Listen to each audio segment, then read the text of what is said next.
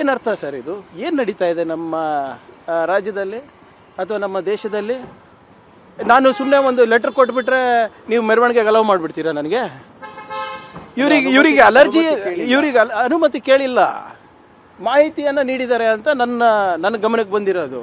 ಅನುಮತಿ ಕೇಳ್ರಪ್ಪ, ಅನುಮತಿ ಕೇಳಿ. ನಾವು ಇಂಥ ಸಂಘಟನೆಯಿಂದ ಇರೋದು, ನಮ್ಮ ರಿಜಿಸ್ಟ್ರೇಷನ್ ನಂಬರ್ ಇಷ್ಟು ಜನ ಸೇರ್ತಾ ಇದ್ದೀವಿ, ಇದು ನಮ್ಮ ಉದ್ದೇಶ ಇದು ಇದೆ, ಶಾಂತಿಯುತವಾಗಿ ಮಾಡ್ತೀವಿ, ಈ ಏನಾದರೂ ಹೆಚ್ಚು ಕಮ್ಮಿ ಆದರೆ ಈ 10 ಜನ ಜವಾಬ್ದಾರಿ ಇದ್ದಾರೆ.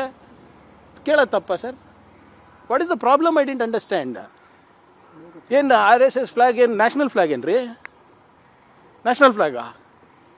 ಅನಧಿಕೃತವಾಗಿ ಹಾಕ್ಬಿಟ್ಟು ಇವಾಗ ನನ್ನ ಮೇಲೆ ಗುಬ್ಬೆ ಕೊಡಿಸ್ತಾರಾ ಸರ್? ಅಲ್ಲಿ ಈಗ ನಿಮ್ಗೆ ಈಗ ಇನ್ನೂ ಒಂದು 5 ನಿಮಿಷದಲ್ಲಿ ಇನ್ನೂ ಒಂದು ವಿಡಿಯೋ ಹಾಕ್ತೀನಿ ನೋಡಿ.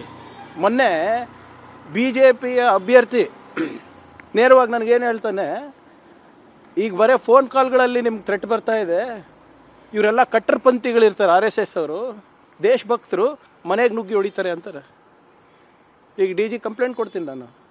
ಇಂಥ ವಾತಾವರಣ ಸೃಷ್ಟಿ ಮಾಡಿದ್ಮೇಲೆ ಇವ್ರಿಗೆ ಬಿಡಬೇಕಾ? ತಮಗೆ ನೇರವಾಗಿ ಈಗ ಎಸ್ ಚಿತ್ತಾಪುರ ಬಿಜೆಪಿ ಎಸ್.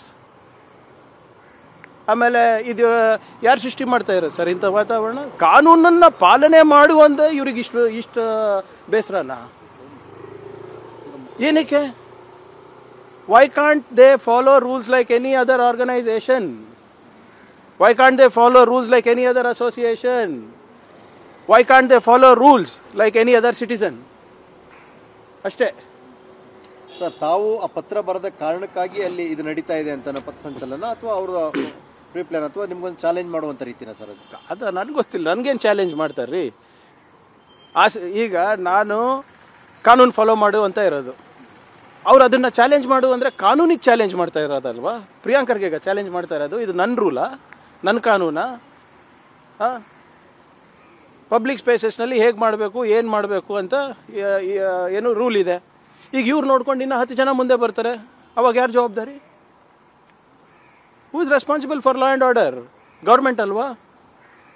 ಈಗ ಇವರೆಲ್ಲ ಬೆದರಿಕೆ ಹಾಕ್ತಾರೆ, ಅಭ್ಯರ್ಥಿಗಳು, BJP ಅಧಿಕೃತ ಅಭ್ಯರ್ಥಿಗಳು ಬೆದರಿಕೆ ಹಾಕ್ತಾರೆ, ಜನ ಸುಮ್ಮನಿರ್ತಾರ sir? I am also elected representative.